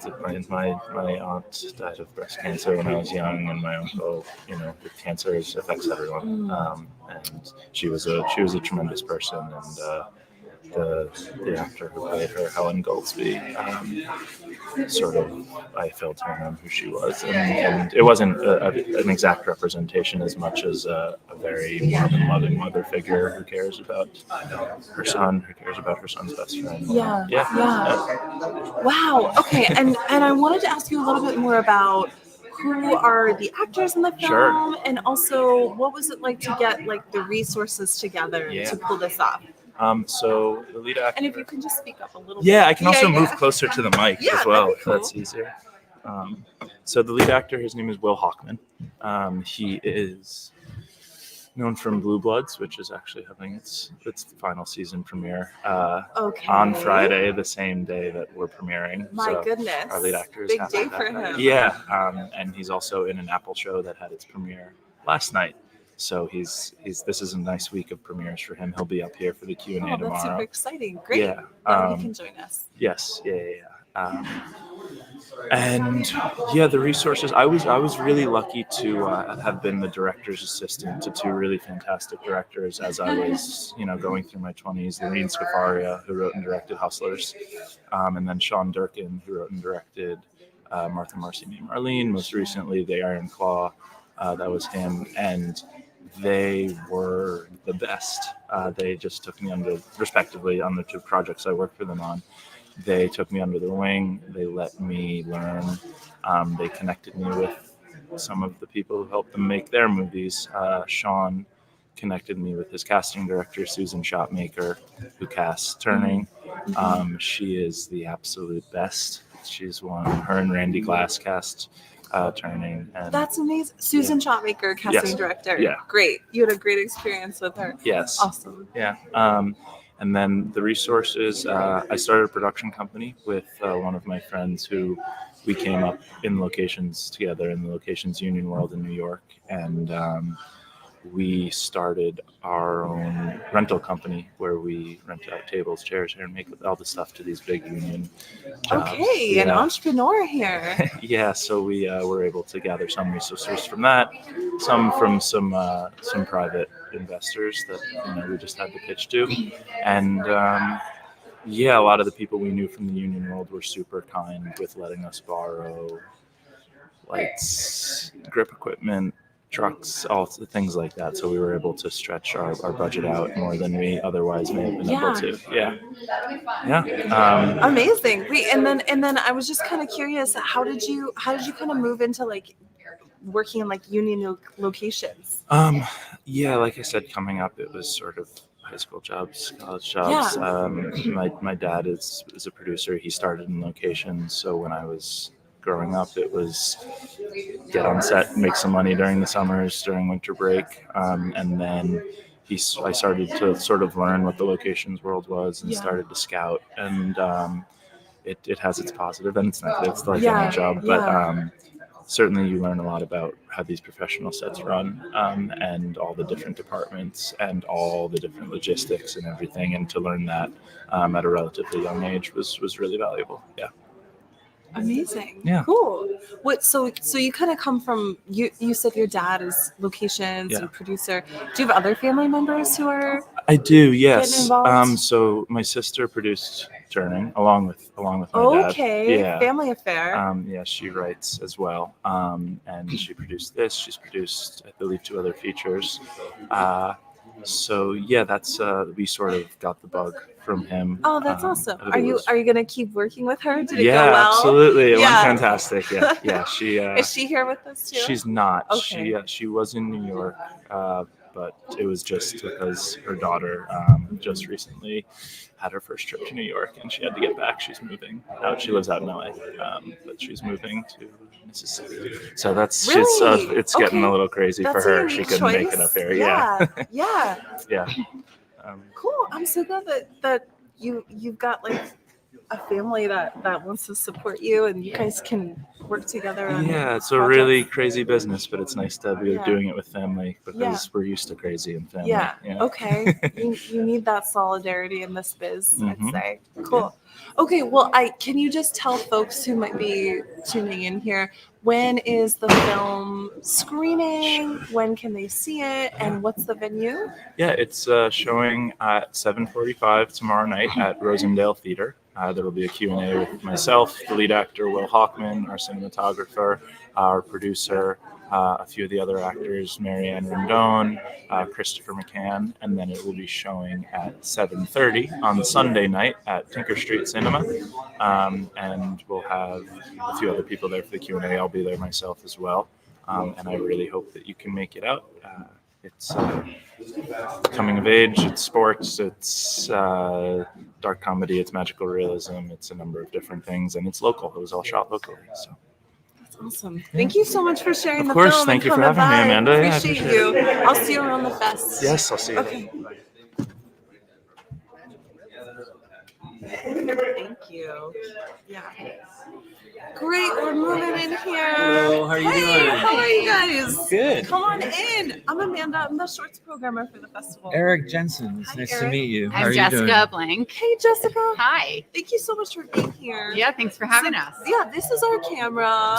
Okay. We're welcome to the Woodstock Film Festival live stream. Okay. Thanks for stopping by. So I understand y'all are here with a feature narrative called Brooklyn, Minnesota. Yep. Yeah. I believe it is nominated for 2 awards Yep. during the festival as well. Yeah. So I'd love if you both could just kind of introduce yourselves and then tell us about the film. Okay. Well, I'm Eric Jensen. I'm Jessica Blank. And We're we're married. married, So so we're we gonna finish each we're gonna other's interrupt each sentences. Oh, other. the best kind of partnership. Yeah. Okay. Along So- with our friend Hanshan, we co-wrote this film, and then Jessica and I co-directed it Okay. And I also produced and produced. with Han and Michael and Lillian. They talked me into acting, which is fine. But I got to act with my daughter, who appears in the film as well. You'll talk to her next. She's the lead. You'll talk to her next. Yeah, So excited. she's So 14 it's- and very cool. So. It's like a true family affair movie. We made it with a friend because we wanted to shoot something in Minnesota. We all had deep roots there. We got a waiver and shot it during the strike. Michael and I raised all the money by ourselves. It's like a real old school Wow. indie. Wow. And is this the world premiere? This is the you're world saying? premiere. Okay, thank you so much Yeah. for sharing the film with us. Yeah. Cool. Yeah. It's a. So tell us more about the narrative. Okay, I'll tell you about the film, or she'll help, because I need so much help. Well, first of all, the interesting part of this is in the middle of filming, I had terrible stage 4 cancer, and I didn't know it. Oh God. And through all of the editing and process and adding music and doing the color stuff and everything, I was in chemotherapy, undergoing cancer treatment, and coming downstairs after my chemotherapy and sitting with the editor in our house, editing the film and doing my work as a director that way. Whoa. It was pretty So wild. it was so pretty we got the crazy. idea with Oh, Han and wow, for the guys. script in 20. I can't even It remember what doesn't year it matter. is anymore. In Italy. 2 years ago Yeah. in Italy, we said we're going to be shooting in Minnesota in a year, like a year from now, because From we want Italy. because We're we gonna be want to put Sadie in the movie. She's exactly the right age. She's going to be too old a year later, right? Like, so let's make it cheap and Yeah. fast and get there. So we were shooting We then traveled to my home state of Minnesota. 2 summers ago. Uh-huh. In Minnesota in August. So that would be, I guess, August 23. Yeah. right? And then wrapped in early September. He was diagnosed 2 weeks later. And then we cut the film and did all of our post all through treatment. And I just got declared no evidence of disease and completely cured. Oh my goodness. As of through making art. 4 weeks ago.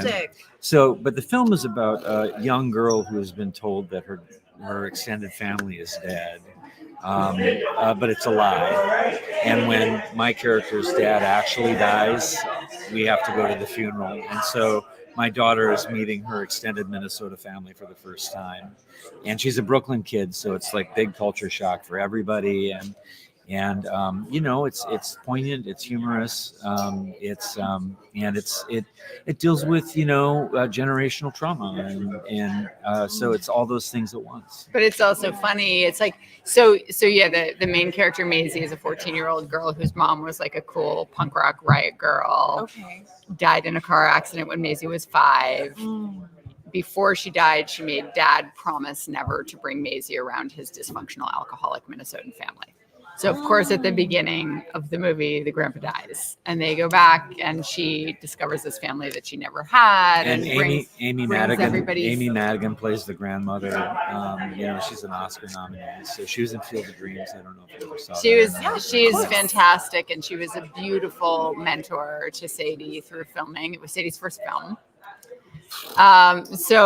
Had Sadie like expressed interest in acting before? Like what? She sort of did it as a favor, and by the end, she's like, "This is what I'm doing with the rest of my life." She just started at LaGuardia. So Thank she's you. doing the thing. She's So on a great track. and she's grown up around us acting and directing and writing. We write for film, TV, and theater, and he acts a lot. I act sometimes, and so she's sort of been, she's like put us on tape for auditions her whole life, right? So she's been exposed to it, but this was her first time really like having to go at it, and she nailed it. She's so fantastic. And she's a total natural. And I'm right now. I'm in a play called Vladimir. My understudy is going on for one night tonight, but it just got a huge review in the New York Times. So it's like sort of 2 openings at once for me right Oh my now. God! Congratulations. So I feel like I'm in 2 Huge places. weekend. Yeah, no, but it's a really good play. You should come see it if you live in the And city. what theater is it? It's at Manhattan Theater Club. Okay. Through December. Okay. We have 2 cast members for you to talk to. Would you like to? Yeah. Okay, that'd be great. I'd love to meet them too. Okay. And Do you have any else? other questions? I guess I was just gonna remark on getting this kind of diagnosis in the middle of the creative process must have added more layers of meaning, especially as you were in the edit. It did. There's a phrase in the film where somebody tells another character, "Time is on fire, dude," and I felt that deep in my heart. And you can it kind of affected the editing of the scene and how we did it, but also personally for me, and I think for Jessica, at certain points, it's like, okay, if I die and this is going to be my last project, like, what do we want to put out there? And it put a layer of love and care and deep seriousness under the film without affecting the lighter aspects of it, because I discovered that, life is filled with stuff like cancer, but it's also filled with joy, and, it's all about who you spend it with. And, and I made my peace with God, and he returned the favor. So, or she. Yeah. Wow, I'm so thrilled that you cleared at this point. Totally and cleared. Yeah. What a huge weekend! Thank you so much for coming up to world premiere of the film, and also you've got the play going on. So huge congratulations, you guys! I'd love to meet your cast next. Okay, Awesome. great. Okay, we'll show you. good. You're gonna meet my daughter, Sadie. She's Sadie, awesome. great. Yeah. I'm so excited she's here with us. Did you get that? Yes. Good. Thank you. We're gonna put Joel and Sadie in. Great. Awesome. Joel, Sadie. Oh, I want to talk about the mushrooms. The mushrooms. This is Joel Marsh Garland. He was on Orange is the New Black. Hey, Joel. This is Sadie, and she's the star of the movie. Nice to meet you too. Your parents. Should I sit here? Yeah, sit here. Take a seat. Closer because you do more stuff. Great. Amazing.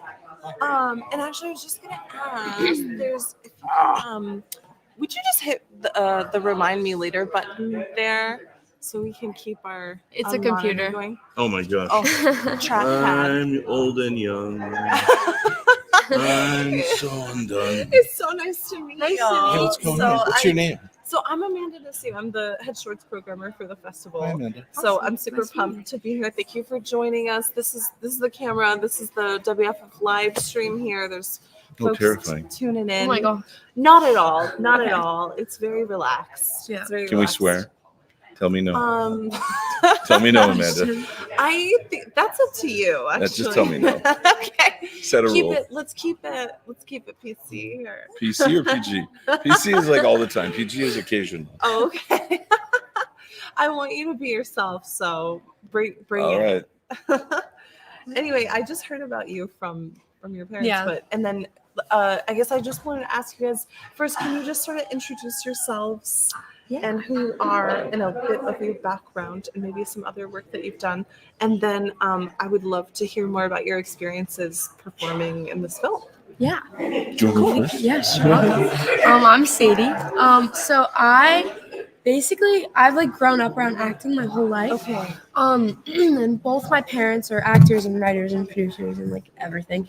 Okay. And so I've kind of like been around that, and I used to like go to set with my dad when he would have a job, or like if they were doing a show, I would go backstage. So I've like been surrounded by it, but for so long I was always like, I don't want to do it. Like I don't want to do the same thing. I want to be like different. Oh, And you then- were trying to be independent. Yeah, I You was didn't trying to wanna do my just own follow thing. your parents. Okay. Yeah, and then during the pandemic, when I was like 10, I started getting voiceover auditions. Mm. So I started doing that, and then I just kind of like eased into realizing that I maybe did want to do performing more. So then I like started getting auditions, and then last year I applied to LaGuardia, which is a school, it's a performing arts school in Manhattan, in like the city. Right. And it's like one of the best art schools in the country, and I've wanted to go there since I was like 9, I think. It's Yeah. got quite a reputation. Yeah, it's like it's a whole thing, and I didn't really expect myself to get in, but I did an audition and I did all my applications, and I got in last November, and now I'm going there now. But Congratulations. Did you get in before? No, that was after we finished the that movie. was after we finished the movie. But for my audition, I actually did a monologue from the movie. That's pretty good. Oh, you got me did? in. Oh, Yeah, that's so and I didn't have to amazing. rememorize it because I had remembered it. So it was like it was great. I was like, Okay, best work. I think that's like a huge bolster for the film. That Yeah. the monologue written for the film is what got you into performing arts Yeah. high school. That's so great. Yeah. Congrats, Sadie. Thank you. So Yeah. pumped for you. Yeah. And then how about you, sir? Tell us about you. My name is Joel Garland. I've been an actor, I don't know, for 20 or 30 years in the city mostly. What have I done in the past? I did a long run on Orange is the New Black off and on for 7 years. Mostly I guest star, do 5-10 episodes of a TV show, something like that. I've been working with Eric and Jessica off and on, I think, for like 12 or 15 years. Oh, really? Okay. Yeah, Eric and I are the kind of actors who come in and sort of solve a problem for a director. So we would meet, even though we're quite different in type, we would meet there with solutions. And somebody sees two guys who have solutions, and they pick the one that works better. But that's sort of where we overlap as performers. Yeah, And that's really interesting. We've been shopping other things, and they were working on this and asked me to read a part. And I knew they were bringing Sadie in, which I thought was cool because they've been collaborators for so long, to be like invited into another piece of like family collaboration with you. Yeah. I was like, that's a lot of trust from people I care about. So to be trusted from people I care about to work on a film where they're introducing their daughter and letting her do work, it just felt really lovely, and a little bit of responsibility towards a family, but I like that. I hadn't had that experience before. I've done a little bit too much acting, and so it's nice to have like unusual experiences along with it. Oh, absolutely. Yeah. Wow. And was the set sort of run that way as well? Did it feel like we're connected? I feel like especially your mother. Well, your father too were running around with like 3 hats, and they're like, "Oh, this time I'm wearing this hat." Yeah, because they also had to parent me, so I had to like learn the that difference. job. Yeah, I had to learn the difference between talking to like my director and talking to a co-star and talking to my parents, which I feel like I actually learned kind of quickly to differentiate the three, just because I remember having conversations before going into set. My mom was like, "Okay, like we can't like do the little bickering thing we do. We can't have like the mother-daughter exchanges. Oh, you want to be professional we in need front to of be others? professional." Yeah, but it still felt like very, very natural, and it didn't really feel like work to like be on set, and that's why I kind of like realized that I really wanted to like actually do it, because like I don't know, it was just really fun. and I felt like they brought that also with casting, like bringing Cullen in, bringing me in, bringing folks that they'd known for a while. I mean, they've made wonderful work over the years. So it's not like they do some folks from around the way. They've made some great art. And so it was really nice to work with, like I'd worked with Cullen maybe 20 years ago. Yeah. It's just nice to see people and feel like there was a bit of a family underneath. I remember sitting down that weird place where we had lunch. I don't remember what sort of, was it a church? It was a church. It was a church. Not all churches are weird, but that one was weird. And we would sit down and have lunch with Eric, and you guys would be talking. We'd be talking about the film, and they'd be like, "Oh no, we got to go to the table and talk over here." Oh yeah. As like dad and daughter. Yeah. Or you guys have to go over there and talk as producers. Yeah, Just there were a bunch interesting. of different like places, but I mean, I made one of my like best friends now on the set of that movie. Oh, you did? And yeah, she's the cinematographer's daughter. Oh, cool. And I'm an only child, and she's like 18, I think. So we really clicked, and like it was just really nice because like I would like have people around me that were like older than me that I could like look up to, but then also people my age that I could like relate to about being on a set. Which was, yeah, That's so cool. Yeah. So her mom was shooting the film. and Her so dad, she was- yeah. Oh, her dad. Okay. Yeah. That's so rad. Yeah. Who's Joel's daughter? Claire. Claire. Yes. Is she coming tonight? She is. Awesome. By the way, who is the cinematographer of the film? Since we're talking about him. Joel Weber, right? Joel Weber. Joel, He's great. That's awesome. I think this was his first feature. I don't know. He's doing I a bunch of might stuff. be I don't wrong. know. It might be his I don't first know. feature. Has he done mostly commercial? I don't know. I think so, I shouldn't yeah. talk about Joel's Yeah. resume. I don't can really talk know. about this Joel's resume, but not that Joel's resume. I feel you. That's amazing, you guys. And what about shooting in Minnesota? What was that like? Had you guys been there? Did you get out? Because or- Cullen and I or- went to Yeah, the state fair. I went to the state fair with Claire. I didn't It was know that. really fun. Yeah, so my dad's family lives in Minnesota. Right, he said that. So I kind of, they live in Apple Valley. So I had been there, but I hadn't been like in the city yet. So I'd been like a few times with my mom when I was younger, but it was cool. Everyone was really nice there. Like it was like really shocking because in New York, I feel like people are so like quick and just like they move like so fast, but like everyone was just like so nice, and the set was just like so like it felt very natural. Everyone like I could tell they all like wanted to do the work, they wanted to be there, like they were very committed. So it was nice to be like surrounded by that. Like got you. I'm for sure my there was first some film. local crew too. Well, Oh yeah, mostly. there's a lot of local crew, Yeah, which I there were liked because most- there's a few people, two of which we knew from New York, Remy and his wife, Yes. who are working to help the film industry in Minnesota get stronger. Oh, that's great. And so there's a lot of that kind of local support. People who were like actively engaged in that community, who knew us, who knew some of us from Brooklyn, and we're bringing those local folks who want to be making movies, not just like random people, but people who are like, oh, I'm passionate about it. I think our city could do that, and they were bringing those people to set to work. Yeah. Making those connections, which was nice. Yeah, that's amazing. Yeah. Any other projects that you guys have going on right now that you want to talk about? Or Not really. I mean, You I go to I high school. I mean, yeah, I have at my high scene study class? Yeah, Like- we have three acting classes a day. So that's kind of what I'm doing now. And I just auditioned for like the school like theater What are drama they doing? talent show Oh. thing. Yeah, I don't know. But then when I'm a junior, I get to do the shows. So I'm really Okay. excited. Okay. Yeah. Dope. I Cool. did a How couple about you, episodes of Joel? this new show, Three Women, that's running on the Stars. I did a couple episodes of that are Oh. coming out. I think my first one comes out. I don't know if it's this week or next week. And then 2 more weeks, the other episode comes out. I always have a couple of movies coming. I don't know what they are right now. I didn't come prepared with the resume, but it's on there somewhere. You go to that's IMDb, so cool. scare me up. Thank you guys. Well, we're talking about the feature narrative world premiere of Yeah. Brooklyn, Minnesota. Yeah. Can you tell us when the screening is? It's today. 4:45. At Today 4:45. at It's sold out 4:45? today, but there's one tomorrow at what time? I don't know when the one 2, tomorrow is. It 2 maybe? something? I got to go Is back the to New screening York. at 2 tomorrow? Is it at 2 tomorrow? I think it's at. Your screen today, and it's at a different place tomorrow. It's somewhere else tomorrow. Today is sold out, but tomorrow isn't. So Right. So come tomorrow. let's come tomorrow. And just Okay, from come outside, tomorrow, y'all. from outside tonight. Okay. All right. Well, congrats on the world premiere being Thank sold you. out already. I'm Thank so you. glad that this family affair could come Yeah. through, and family, friends, and everybody. So congrats on this Thank film. you. It sounds super exciting. Thanks, Amanda. Thank you. Okay. It was Thanks so for nice to interviewing meet us. you. Yeah. Thanks, Thank Sadie. you. Thanks, Joel. Nice to meet you. All right. Take care. I'll see you around the festival. Yeah, amazing. Okay. Thank Have fun. Thanks. Okay. What time is it? Time flies. Been on here for a while. Gotcha. Okay, we've got a new filmmaker coming Hi, in. John Maslowski. How you Nice to doing? meet Hi, you. John. I'm Amanda. I'm the shorts programmer for the festival. Oh, okay, It's really cool. nice to meet you. Nice to meet you. Nice to be here. I'm so sorry. What? Tell us about Buffy and the Balloon. Oh yeah, it's I have a short animated film. It's stop motion, and it's about a dog and a balloon. And I made it for my sister because she had a Yorkie named Buffy, and Buffy passed away, unfortunately. Oh, I'm sorry to hear that. Yeah, so I wanted to make something kind of like a remembrance for my sister. So she said the first time she watched it, she almost cried. So, oh, that's so sweet. Yeah. That's such a sweet thing to do. Oh, It's sort of thanks. to archive the love that your sister had with her. Yeah, thanks. I was at another Friend. festival and this woman came up to me and Yeah. she said she cried. But it has a happy ending. Wow.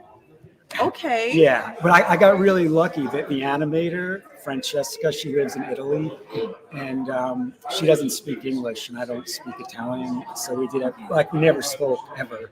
We did everything on Google Translate. You guys, are you catching this?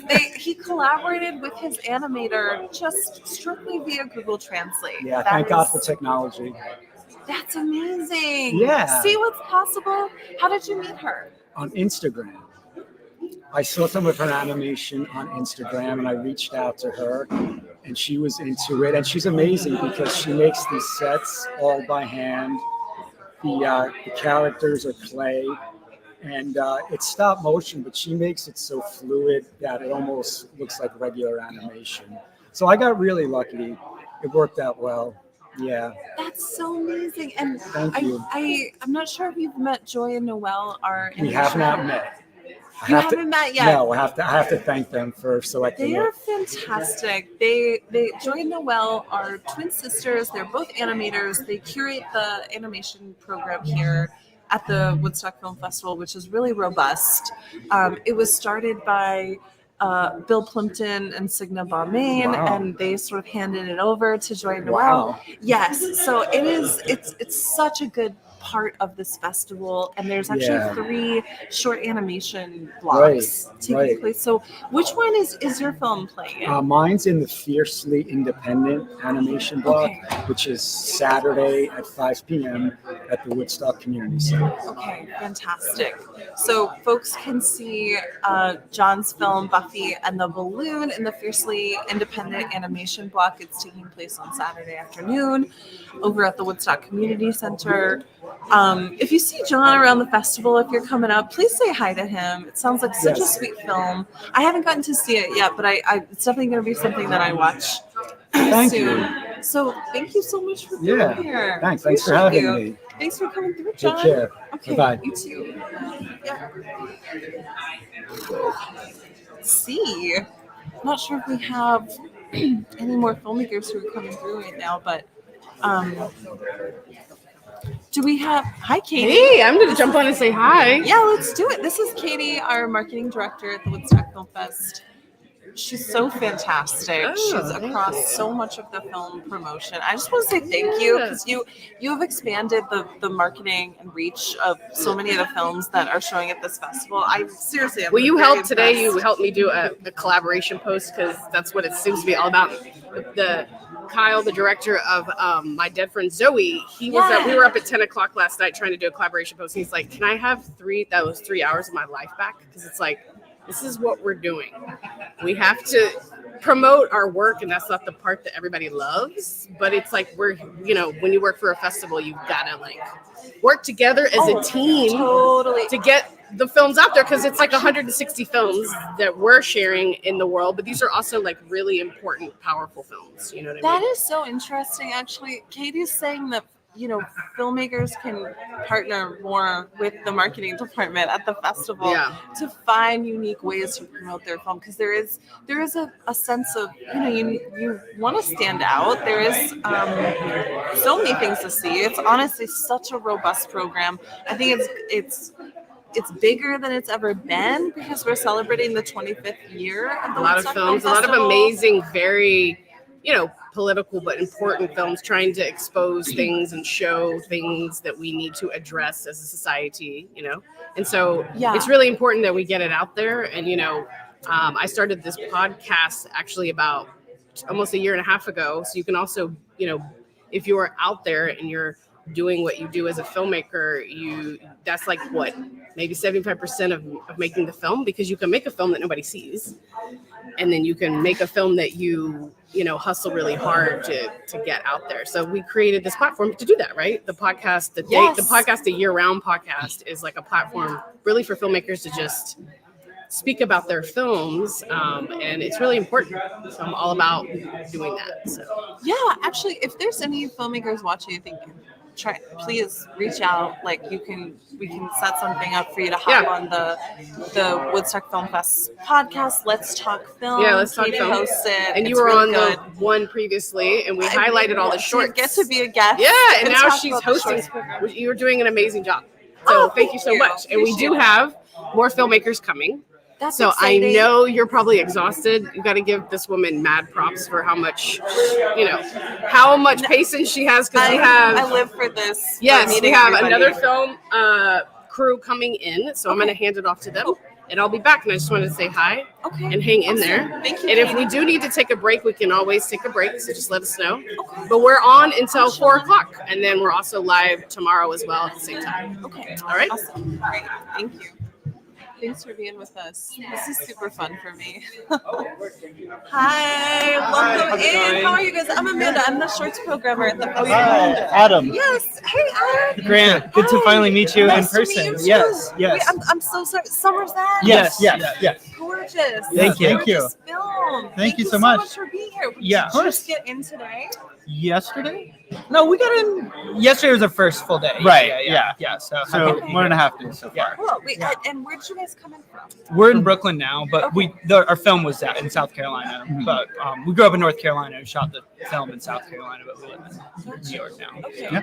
Well, just to kick things off, Yeah. this is the camera here right in the middle of us, Hello. and I just wanted to ask if you guys would just introduce yourselves, your brothers. Yeah. Right? Yes. Tell us a little bit more about who you are, where you're from, how did you sort of get into storytelling and filmmaking, and then I'd love to talk more about your short film. Yeah.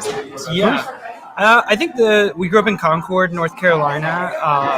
There were two other brothers from this town, Scott and Seth Avett, the Avett brothers, and they were kind of like a big deal growing up, and I think seeing them pursue music and do that and they kind of became like world famous as we were in high school. It was kind of insane. Oh, that's so like we were like, I mean, we're not musical. No, we have no said talent. We can do something like that. But yeah, so we had that was a their big. story was inspiring to you. Yeah, absolutely. Yeah, we go Yeah. down the street, we see them at restaurants and stuff. We're like, hey, we love this. Like, Oh yeah, they that's played so on the cool. Grammys Yeah. one night with Bob Dylan, and then the next day in the local diner. And I was like 14, you were like 10, 12. Yeah, Grant's older. Yeah. So and the brothers. Yeah. So I mean, they were doing that. I think our parents were artistic. They wouldn't pursue it in any professional manner, and then I ended up going to film school at UNC School of the Arts, and you went to study painting. Yeah, at the South Carolina Gover School. I did that for 2 years, and then also went to UNCSA later for film. So we both studied film at different times, and then during COVID, we started writing and directing together. And this is our first narrative film that we made together. That's amazing. And okay, Summer's End. Remind me which shorts program is it? It's in the Weir out here. Yeah, it's Friday and Saturday. Yes, amazing. Okay, I'm so pumped about this film. It's super high quality. Oh, thank you. The acting is excellent. Thank you. Where did this story come from? I mean, a lot of it is fiction. Let's start with it is fiction, but a lot of it is loosely inspired from our upbringing with our parents. I mean, our father was he's now doing better, but at the time struggling with addiction and alcoholism and things like this. And our family was kind of in a tumultuous period for a long time, and so it's a short film. It's a fictional script, but it's certainly pulling from a lot of real memories. Yeah, and just for the context of that, the story of the short itself takes place in one day and night in a family vacation at Myrtle Beach, South Carolina, where kind of, the context of a family dynamic comes together and falls apart in one day and in one night. Yeah, so that's the combination of this. So it was a couple of long years of pretext leading up to the writing and shooting of it. Yeah. Well, it's a really, intimate and it sounds like you had to go to a vulnerable place to kind of draw from your own personal experiences to make this film. My shorts programming colleague Hallie Trina is going to host the cool. short screening, so you'll meet her tomorrow. Yeah, cool. She'll be up here. There's kind of a companion panel to We're Out Here Shorts Block. It's the trans storytelling panel. Really good. It's just all about being human. So I hope you guys can look to that too. Please look out for it. Some really, really good filmmakers were on that one, including Alex Hedison, the director of Elope. Oh, Will right. be on that panel. So, and then there's another film that's kind of highlighted. Seat 31, Zoe Zephyr. Yes. Anyway, hope you can make that panel, but it's somewhat of a companion to this shorts block. So. Elope was actually also at Holly Shorts, so our film premiered there. So Yeah, Woodstock, our shorts program tends to have some crossover with Holly Shorts. So I think they have really good taste. Yes. That's awesome. Yeah. Cool. So is this your second Film Fest screening? No, it went to the Middlebury New Filmmakers Festival in Vermont, which was great. And we're going to go to Kookalores next in November. Yeah. And are you trying to spend time at film festivals in the American South too? I mean, the ones that take us, look, not all of them have taken us. It got into Macon. It won Best LGBTQ Short at the Macon Film Festival in Georgia. We're very grateful for. That's a cool town. Yeah, Macon's cool. Yes. Yeah. But you make a movie, you send it out there, you don't know who's going to respond to it. And I think that's the thing is, it just got into a festival in India, got into in Yellowstone, in the country India. It got into a festival so it's. I don't know which programmers are going to respond to the material. I mean, I think that's been the interesting thing, learning that. Who's the main actor in your film?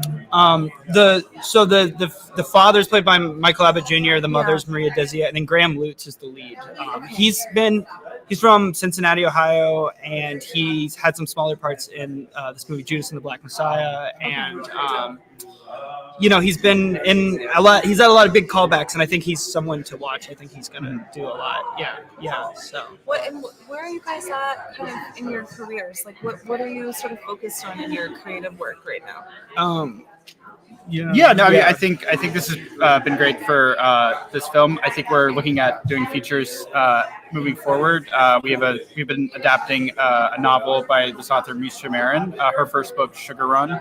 Her next book has just come out, Shay, and that's set in Appalachia in the South, and North Carolina and West Virginia. In that region, kind of a similar tone and world for the short, and also developing other projects as well. But going from shorts to features is where we're currently at. Yeah, she's a queer author from Appalachia, and she teaches fiction at Duke University, and I think found her book a couple years ago and have been developing it for a couple of years, and people are starting to read the script, and it's being considered for the Sundance Screenwriting Labs and places like this. So we'll see if we get to make it next. It's a big project, but I think we found a kinship in the kind of work we're interested in that she's also writing, and so trying to get that off the ground and figure out what else is next. Yeah. There's someone here at the festival who I think you guys would really connect with. So we'll talk about that later. I really want to make an introduction for you guys now that I know a little bit more about your work and what you're all about. Absolutely. Awesome. Yeah. I'm just so thrilled that you guys made it. Yeah, of course. Yeah, we're happy to be here. It's so good to meet you guys. I really want to hang out more at the festival. Yes. Off live stream. Yeah. Is there anything at the fest that you're pumped about? Any other films? Gazer, we're really excited to see. We're friends with Ryan and Ariella, and we just were hanging out this morning. So it's been cool to see the trajectory they've been taking with that movie. And then also, we know the DP of Gazer. He also shot T, which is in the Shorts blog. Yeah. It's the same DP. And he's incredible. So they're incredible. Yeah, They yeah, look yeah, incredible. yeah. Awesome. So it's been cool to see that. And then, I mean, like, there's so many great films in the program. I work at the Telluride Film Festival, so I've seen some things, but like okay. Joshua Oppenheimer's The End is like one of my favorite movies of the year. Yeah, definitely want to see Nora. Yeah, Nora's great. Yeah, Totally. Yeah. Totally. What do you up to at Telluride? I help run the education program there. I'm like a coordinator in that. So I was a student in 2017. They picked 50 college students from the country to go, and you get to meet a bunch of the filmmakers and have talks with them. And I've been on the staff side ever since. And so it's been a great anchor towards, having something to strive to, that you kind of see some of the best films and get to be around the best filmmakers. And, We'll definitely share some stories with Hallie Trina, Yeah. programmer that you're gonna meet, because she actually has worked in the education department at South by Southwest. Oh, cool. Yes. Cool. So Yeah. you might have some crossover interests in that regard too. Yeah. Cool. It's so good to meet. Good to meet you as well. The Conversano brothers. Yes, I guess so. Yeah. Is that like a title? That's a thing. There are two of us. Is It's a simpler way to condense the both of us. Yeah. It's very cute. Yeah. So great to meet you Good to meet guys. you as well. Yeah. Thank you. I'll see you around the Yeah, we'll be at the Thanks for party being later. here. Of course. Appreciate Yeah. you guys. Thanks so much. Thank you. Good to see you.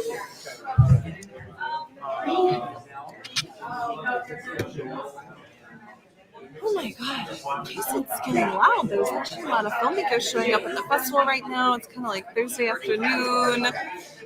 We're here. Oh, we got somebody else coming in. Hello. Hi, guys. Hello. How are you? Good to see you. I'm Amanda. I'm the Hi. shorts programmer for the Oh, festival. Nick Canfield. Yes, very Hey. nice to meet you. I've been looking in person. for you guys. Oh, good. Super excited about your film. Oh, thank you. Yeah. Nick's here to world premiere. Yeah, world premiere. Short doc. Come on in, Mitch. Sorry, yes. No, we'll welcome him in. Take a seat. Hello. Hey, how you doing? I'm surviving in a ruthless society. I'm gonna use that. Yes. So, hi. What's your name? Why? I'm Amanda. I'm the shorts programmer at the festival. Hi. It's Very really good. nice to meet you. Thank Nice you to for meet being you. here. Mitch is the subject of the film, as Yes. of course you know. Yes, this is a huge film. I'm so excited that we got to world premiere this film. So this is a short documentary called My Back Pages.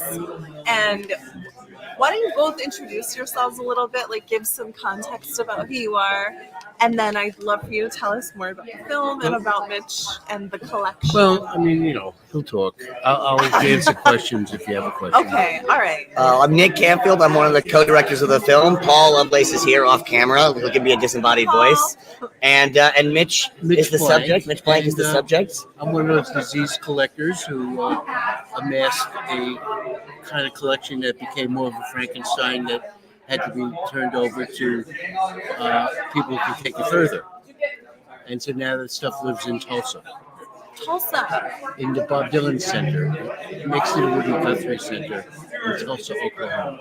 Amazing. So Mitch donated over 10,000 items of his Bob Dylan collection, which is one of the world's biggest, foremost collections of Bob Dylan materials, to the museum. And now it's kind of about how. That's what I've been telling people, that you are the world's foremost collector of Bob Dylan memorabilia. Obviously, that is important in this town. I actually used to live next to the old Bob Dylan house here in Woodstock, and there's a lot of history. Yes, I lived in this town as well. You did? Yes. Okay. So, yeah, it's a matter of embedding yourself with the right people to try to develop a curated archive of material that sits in people's attics, basements, and sock drawers until they feel that they need somebody else to take it to a safe place. What do you live with anyone else? Excuse me? Do you live with anyone else? I was married for many years. Okay, I'm so there's currently this not. expanding collection. Yes. In the home. Yes. What's that like? That you're like preserving important things, but like living amongst them. There's actually another. When you live with another person who's not a collector, do you? Do I live with another person who's not a collector? I would say my husband's a little bit of a collector. And how do you deal with Yeah. that? I try to encourage him to get rid of stuff. Right, you're a thrower out of, and he's a keeper. Yes. Yeah. Yes. So I live in an apartment in Greenwich Village. Okay. That's a railroad flat, like in the old sense. And there are over 360,000 recordings in my apartment, not including everything else. And so it's hard for another person to find an appropriate, comfortable space in an environment like that. Yeah. What how did the collecting start? You were a fan, I imagine. No one is born a collector. Okay. You have to assemble things. You have to put the universe in order. So it depends on what it is that's affecting you, and people collect for all kinds of reasons. It could be a form of depression. Nostalgia is, a way to people collect things that are acceptable socially, stamps, coins. But if you start collecting jukeboxes, if you collect larger items, you need space. And believe me, you know many collectors. I'm sure. But what's your adage, Mitch? I mean, what's the difference between a hoarder and a collector? Oh well, a hoarder has no aisles in their home, and they can't find anything. And if they have 8 of something, they need 8 more. But a collector works off a list. Mitch is very organized. He's got a lot. Everything is labeled, and then the film is really also about what it's like for Mitch to kind of let go some of his stuff and pass the baton just to other people. Yeah, there's so much memory. It's all the items, physical things. Yeah. But the important part of it is the musical archaeology of it, of adding to a known body of work where music is deposited, especially in this neighborhood, as you well know. Yeah. Many people are told to sit on something, or they use it as mojo power, or whatever was going through their mind. So it takes decades for people to trust you, to understand that what you're doing is not a commercial endeavor, but it's a way to grow the culture. Yeah, I have so much respect for that practice. And so how did Nick? How did you and Paul connect with Mitch? Well, Paul's known Mitch for a while because they worked together on a documentary about Bob Fast called Radio Unnameable, and everyone who knows something about collections or about musical archaeology or just kind of musicians, either be they part of the folk scene or just kind of part of the New York musical scene, all know about Mitch. So you had a lot of neighbors here that I worked with over many years as well. Yeah. And some of these people were sitting on historical treasure. And then people step on rainbows and no one knows what to do with things. So they're looking for a place that they can have it cataloged and entered into history. Yeah. Have you guys spent a lot of time together? Like how many years have you sort of Well, Paul and Mitch have known each other for a while, but we filmed this documentary over sort of a few courses over just a few months. Okay. While Mitch was donating his collection, and then with him in Tulsa at the museum as he kind of goes through everything. So cool. Well, so I'm so excited that we get to world premiere this film in this town with its musical legacy. So this is going to be showing tonight. Yep. It's part of the A Feeling of Music program. It's at 7 p.m. at the Colony, which is primarily a music venue here in Woodstock. It's actually in part of a unique program. I don't know if you guys noticed this, but this is a collection of music films, music videos, and there's also music performances from some really cool up and coming musicians. So it's a kind of a multidisciplinary program that the film is premiering. yeah, So, it'll be fun. We're excited. We think it's really the appropriate place, here at Woodstock to premiere the film and to do it with a lot of other musical acts and everything. It's going to be great.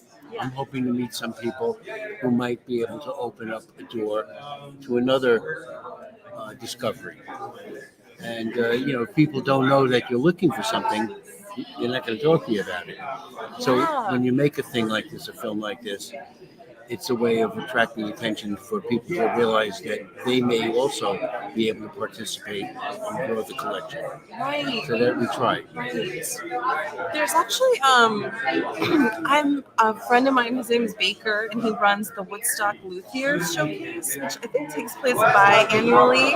And this is like a showcase of like the country's like instrument makers. Oh, cool. And these are like highly sought after guitar builders. Like they've all got like years long wait lists and stuff. But I think this film would be, if you could come back for the Luthier Showcase, I think it would play again here. That's really a good well idea. among that community. So I'd love to introduce you to him. Yeah. We'd like to meet these. Yes, Yeah, totally. very good. So I'm super cool that you guys are here. Yeah, thank you so much for having us. Yes, thank you for being here. Great. So tonight, 7 p.m. at the Colony, we're going to see My Back Pages. Yeah. Thank you guys. Thank you. Thank you so much. I appreciate you. Yeah. I'll see you around the festival. All right. Thank you. Thanks. Thank you.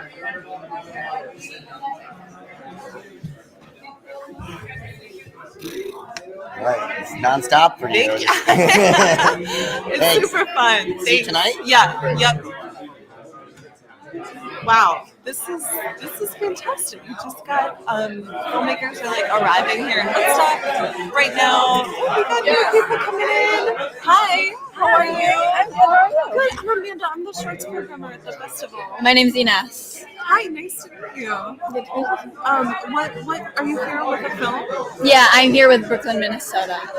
Okay, we talked to some of your Classmates, yeah. colleagues earlier. Can you tell us more about how you got involved in the film and anything that you kind of like learned through the process? Yeah, so I've basically done like theater. Film is like very new to me. This is my first like full-length feature film. Got you. I the theater company that I'm from Minnesota. Okay. The theater company that I usually do shows with, they sent me like stuff to audition with to do this movie basically. I auditioned, I didn't really expect to get like hear anything back. I was like, oh, this might be kind of fun. I'm Joey In. Hey, how are you? What's your name? I'm Jacob Moran. Okay, nice to meet you. Nice to meet you too. Go ahead, sorry. And yeah, so I thought it'd be kind of fun to just audition, like try it out. Like this is really new. And I ended up getting in. So that's kind of like the whole thing. So you live in Minnesota? Yeah. Okay, amazing. Okay, and how about you? Can you just kind of tell us a little bit more about who you are? Yeah. And how you got involved in this film? Yeah. Sorry, I'm Jacob. I'm from Atlanta, and I found out about this film through an audition through my agency, and we got like a storybook, and we got to see all about the film. And we're like, oh, this is amazing! Like this is so cool. Auditioned and got the part, and then went out to Minnesota. Yeah. Cool. How long were you guys out there for filming? I was there for a couple weeks. Okay, you're there. Right. Do you live nearby set? No, it was a little bit of a drive. It was like maybe 40 minutes. Yeah, I live in Minneapolis. I live in Minneapolis, and we filmed all the way. Where did we film? Minnetonka? Like Minnetonka? Minnetonka area. I think. Got you. Yeah. Okay, we gotta go to Minnesota, y'all, because it sounds like everybody had a really positive experience. Yeah, with this movie. it was nice. Cool. Anything that you want to share about the film or your characters in the film, or anything that you learned through making this that taught you something? Well, I haven't seen it in full, so We both haven't, yeah. Oh my god! First this time is a big watching it, deal. yeah. I'm just excited to see what it's going to be like. Same That's here. fantastic. For sure. So exciting. Is there did you anything that you recall that you kind of learned like through doing this one, or anything with doing a feature for the first time? Well, I kind of learned like everything I know now, which isn't a lot, but you know. I'm sure it was a huge moment. Yeah. Cool. I think every time I'm on a set, like I learn something new. Yeah.